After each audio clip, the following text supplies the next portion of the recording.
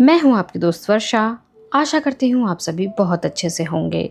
हम पढ़ रहे हैं चित्रा बनर्जी दिवाकरुणी की पुस्तक द्रौपदी की महाभारत।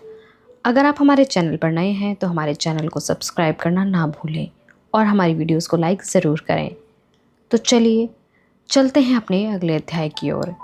इस अध्याय का नाम है राख। युद्ध के बाद अंत्येष्टि हुई।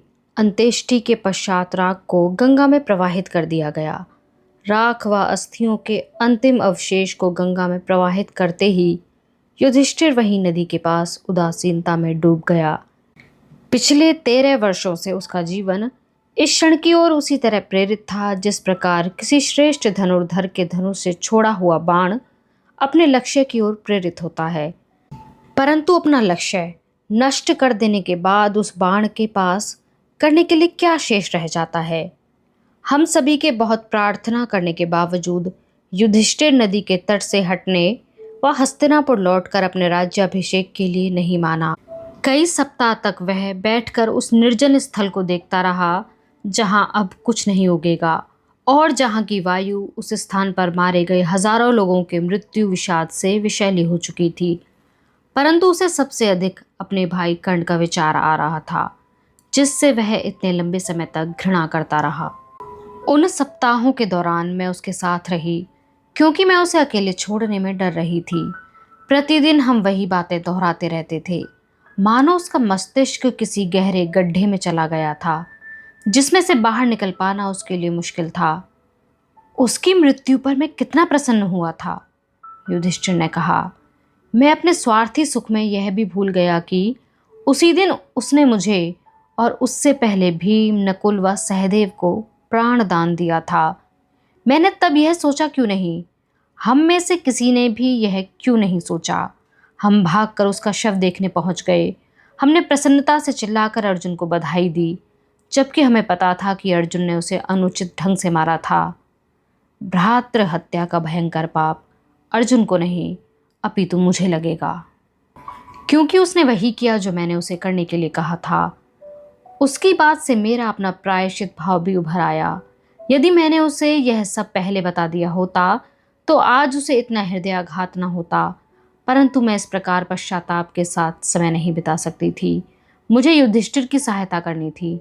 विवाह के इतने वर्षों में मैंने उसे कभी इतना हताश नहीं देखा, नहीं, दुर्योधन की सभा में हुए मेरे अपमान के समय भी नहीं। मैंने इस विचार की पीड़ा की अनदेखी करते हुए कहा, तुमने जो भी किया वह दुर्भावना के कारण नहीं बल्कि अज्ञानवश किया। परंतु वह कुछ भी सुनने को तैयार नहीं था। उसने मुझे कंधे से पकड़ा। उसकी उंगलियां मेरे शरीर में गड़ सी गईं, पर उसका दुर्बल मुख बोल रहा था। मेरी माँ ने जो हर मामले में वैसे इतनी समझदार है, ये बात कैसे छिपा ली। अब मैं उनके ऊपर दोबारा विश्वास कैसे कर सकूंगा। एक समय था जब मुझे उस स्त्री के विषय में यह बात सुनकर प्रसन्नता अनुभव होती, जिसे मैं युधिष्ठिर की अन्य पत्नियों से अधिक अपनी प्रतिद्वंदी मानती थी। परंतु अब यह तुच्छ विचार भी मुझे अरुचिकर प्रतीत हो रहा था। कर्ण की अंत्येष्टि पर कुंती की उपस्थिति से मेरे मन की एक गांठ खुल गई। वह अत्यंत जीर्ण, शर्मिंदा व थकी हुई लग रही थी। इसके अतिरिक्त युधिष्ठिर की बात से मैं स्वयं भी अपराध बोध में बही जा रही थी, क्योंकि मैंने भी तो उसकी माँ की तरह यह रहस्य उससे छिपाया था। यदि उसे यह पता लग गया तो वह मुझसे कितना नाराज होगा। मैंने कहा, अपनी माँ के कर्मों का मूल्यांकन करने का काम तुम्हारा नहीं है। हमें क्या पता कि वह कर्ण के जन्म पर कितनी भयभीत हो गई होंगी। परंतु युधिष्ठिर एक बार फिर दुख में डूब चुका था और उसने बात नहीं सुनी। युधिष्ठिर की निरंतर उदासीनता से परेशान होकर मैं अपने पतियों के साथ उसे भीष्म के पास ले गई। हमें लगा कि शायद अपने पितामह से दार्शनिक चर्चा के बाद उसे अच्छा लगने लगे। हमें पता था कि युधिष्ठिर को यह बातें कितनी अच्छी लगती थीं। मरणासन भीष्म ने अपना दर्द भुलाकर युधिष्ठिर को राजकाज की कला सिखाई। राजा को अपनी कमजोरी छिपानी आनी चाहिए। उसे अपने सेवकों का चयन सावधानी से करना चाहिए। उसे अपने शत्रु राज्य के उच्च वर्ग में मतभेद डालने की कला आनी चाहिए। वह क्षमाशील हो, किंतु इतना अधिक नहीं कि दुष्ट लोग उसका अनुचित लाभ उठा लें। उसे अंतरतम भाव अपने प्रियजनों से भी छिपा कर रखना चाहिए। युधिष्ठिर ने हालांकि उनकी सभी बातें सम्मानपूर्वक सुनी, किंतु भीष्म भी उसे उसकी हताशा से बाहर नहीं निकाल सके। आखिरकार आखिरकार कृष्ण को आगे आना पड़ा। उन्होंने बताया कि इस समय जब युधिष्ठिर अपने दुख में डूबा हुआ था, कुरु राज्य के अन्य छोर पर लुटेरे उसकी असहाय प्रजा को डरा रहे थे। ओ कृष्ण! उन्होंने युधिष्ठिर को एक ही बात कहकर झकझोर दिया था, उसका कर्तव्य। युधिष्ठिर ने राज्य लौटकर अपना राज्याभिषेक करवाया, यद्यपि उसे इस कार्य में कोई आनंद नहीं आ रहा था। मैंने उसे दोष नहीं दिया। हस्तिनापुर में किसी के लिए हर्ष महसूस करना कठिन था। वह महल जो दुर्योधन के समय में उग्र व उत्तेजित ऊर्जा से भरा रहता था, अब नम और शोकाकुल हो गया था। वहाँ जो लोग शायद वृद्ध राजा व रानी के आदर के कारण शेष रह गए थे, दुख की दुशाला ओढ़े चुपचाप घूम रहे थे।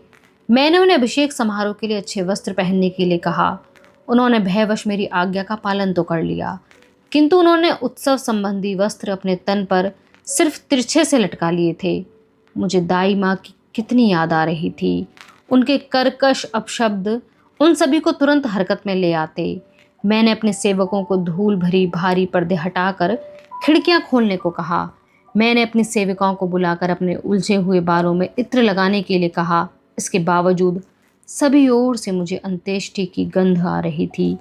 जैसे जैसे वह गंध मेरी नाक में भर रही थी, मुझे लग रहा था कि मैं युधिष्ठिर की भांति उदासीनता के दलदल में धंसती जा रही थी। राज्याभिषेक से पहले वाली रात्रि को मैं अनिद्रा से परेशान होकर अपनी खिड़की के पास खड़ी थी। मुझे यह सोचकर उदासी महसूस हो रही थी कि मुझे अपना शेष जीवन ऐसी जगह बिताना पड़ेगा। मैंने नववधू के रूप में आने के बाद भीष्म से जो कहा था, वह आज भी सत्य था। यह मेरा घर कभी नहीं बन सकेगा। राज्याभिषेक के दिन मेरे लिए सबसे बड़ी चुनौती सिंहासन कक्ष में दोबारा प्रवेश करने की थी। मैं उसकी देहरी पर लड़खड़ा गई। मेरी बगलों में पसीना उभर आया और मेरी श्वास असमान रूप से चलने लगी। मुझे उस कक्ष के भीतर प्रविष्ट होने के लिए अपनी पूरी शक्ति का प्रयोग करना पड़ा, जो मेरे अपमान का दृश्य स्थल था। मेरे पतियों के लिए यह कार्य उससे भी अधिक दुरूह रहा होगा। उनकी स्मृतियां मेरी स्मृतियों से अधिक कटु थीं। किसी प्रियजन को कष्ट में देखना स्वयं कष्ट सहने से अधिक पीड़ादायक होता है। यह इस युद्ध ने मुझे सिखाया था। यद्यपि हमें पता था कि हमारे पास कोई अन्य विकल्प नहीं है। कुरुवंश का राज सिंहासन अनेक पीढ़ियों से उसी सभा में स्थित था। उस समय जब एक डूबते हुए राज्य को स्थिर करने हेतु हमें पारंपरिक सहायता चाहिए थी, तब उसे वहां से हटाना संभव नहीं था। एक बार फिर कृष्ण और कौन हमारी रक्षा के लिए आ पहुंचे। अपने महल से उन्होंने रसोइये, माली, संगीतकार और नृत्यकियां, यहाँ तक कि राजकीय शोभा यात्रा में युधिष्ठिर के बैठने के लिए अपना मनपसंद हाथी भी भेजा। राज्याभिषेक वाले दिन वह अपने साथ समस्त यदुवंश को साथ लाए और वह सभी अपने आसन दुर्भाग्य से अनजान, अच्छे भोजन, अच्छी मदिरा और अच्छी निस्तेज हरकतों से मिलने वाले साधारण सुख द्वारा हमें प्रसन्न करने का प्रयास कर रहे थे। यदुवंशियों के बिना हमसे राज सिंहासन के दोनों ओर सजे रिक्त आसन, जिन्हें युधिष्ठिर ने आदरवश और ग्लानि भाव से खाली छोड़ दिया था, देखे नहीं जाते। दाहिनी ओर भीष्म का आसन, बाईं ओर द्रोण का, थोड़ी ऊंचाई पर स्थित एक कुंज में दुर्योधन के लिए विशेष रूप से अलंकृत सिंहासन रखा था और उसके साथ ही अत्यंत साधारण आसन जिसे कभी कर्ण ने प्रयोग किया था। युद्ध के बाद हस्तिनापुर मुख्य रूप से विधवा स्त्रियों का नगर बनकर रह गया था, जिन्होंने कभी यह सोचा भी नहीं था कि उनके परिवार के पालन पोषण का उत्तरदायित्व उनके ऊपर आ जाएगा। निर्धन स्त्रियों को काम करने की आदत थी, किंतु अब पुरुष संरक्षण के अभाव में उनका शोषण होने लगा था। धनाढ्य, सुपोषित व आश्रित स्त्रियां सरलतम शिकार बनी। कहीं से भी पुरुष आकर उनके संबंधी होने का दावा करते और उनकी संपत्ति पर पूर्णाधिकार कर लेते थे। स्त्रियां अवैतनिक सेविकाएं बनकर रह गईं। कभी कभी उन्हें घर से भी निकाल दिया जाता था। उन्हें राजा से व्यय मांगने का तरीका यदि पता भी होता तो ऐसा करने में उन्हें डर लगता। मैं प्रायः उन्हें मार्ग के किनारे पर अपने बच्चों को गोद में उठाए भिक्षा मांगते देखती थी। अनेक ऐसी भी थीं जिन्हें मैंने नहीं देखा, किंतु सुना था कि वह रात्रि के समय किसी कोने में खड़ी होकर अपने पास बची अंतिम वस्तु बेच दिया करती थी। यह भयंकर स्थिति थी और इसने मुझे बचा लिया। मुझे पता था कि असहाय व आशाहीन होना कैसा लगता है। क्या इसी नगर में मुझे लगभग निर्वस्त्र करके अपमानित नहीं किया गया था? क्या मेरा अपहरण करके विराट के दरबार में मुझ पर हमला नहीं हुआ था, जबकि लोगों ने सोचा था कि मेरा कोई रक्षक नहीं था? क्या मुझे आज भी अपने प्रत्येक बंधु बांधव की मृत्यु का दुख नहीं होता? और यदि मैं सावधान ना रहती तो क्या मैं भी इन स्त्रियों की तरह आंख में शून्यता लिए व्यर्थ स्मृतियों के बीच मात्र घूमती नहीं रह जाती? मुझे अपने ऊपर दया करना छोड़कर कुछ करना था। मैंने एक अलग दरबार लगाने का निर्णय किया, जहां स्त्रियों को अपनी व्यथा अन्य स्त्रियों से कहने का अवसर मिल सके। कुछ समय पहले अपने अहम के जोश में शायद मैं यह कार्य अपने आप कर लेती, परंतु अब मैंने कुंती व गांधारी से सहायता मांगी। वह मान गईं। हम मिलकर युधिष्ठिर के पास गए। स्त्रियों के महल में एक कक्ष बनाया गया, जिसमें मंच के ऊपर विधवा स्त्रियों के लिए आसन लगाए गए। सुभद्रा और मैं नीचे बैठ गए। मैंने उत्तरा को भी अपनी सहायता के लिए बुला लिया। मैंने सोचा था कि वह मना कर देगी, क्योंकि उसकी गर्भावस्था का अत्यंत कठिन समय चल रहा था, परंतु मुझे आश्चर्य हुआ जब उसने मेरी बात स्वीकार कर ली। प्रायः वह सबसे अधिक ज्ञानवान थी और समस्या को भीतर तक स्पष्ट देख लिया करती थी। शायद इन्हीं सभाओं में उसके गर्भस्थ बालक परीक्षित की न्यायिक समझ विकसित हो गई थी, जिसके कारण आगे चलकर उसकी तुलना राजाओं में शिरोमणि राजा राम से की जाती थी। केवल भानुमति ने हमारे साथ आने से मना कर दिया। वह अपने पिता के राज्य में लौट गई, और उसका भी इसमें क्या दोष था? दुर्योधन और कर्ण, मेरे भीतर की आवाज़ ने कहा कि मृत्यु के साथ उसके इस महल में बचा ही क्या था, जहां वह पहले से ही स्वयं को बाहरी व्यक्ति मानती थी। जिस दिन वह गई, उस दिन श्वेत वस्त्रों में अपने रथ पर चढ़ते समय उसका सूना माथा, खनकती चूड़ियों से विहीन उसके खाली हाथ के साथ उसने मुड़कर मुझे एक बार देखा। उसकी दृष्टि में दहकती हुई घृणा झलक रही थी। उसे देखकर अपराध बोध से मेरा हृदय बिंध गया। युद्ध ने उस भोली कन्या को, जो छोटी सी बात पर प्रसन्न होने को आतुर रहती थी, किस प्रकार परिवर्तित कर दिया था। उस कन्या की और उस पुरुष जिसे हम दोनों ने अलग अलग ढंग से किंतु गुप्त रूप से प्रेम किया था, खातिर मैं उसके लिए बचपन के घर में शांति मिलने की प्रार्थना करने लगी। मात्र दरबार लगाना स्त्रियों की सहायता हेतु पर्याप्त नहीं था। युधिष्ठिर ने अनुमति दे दी थी, क्योंकि वह इससे अधिक हमारे लिए कुछ भी नहीं कर सकता था।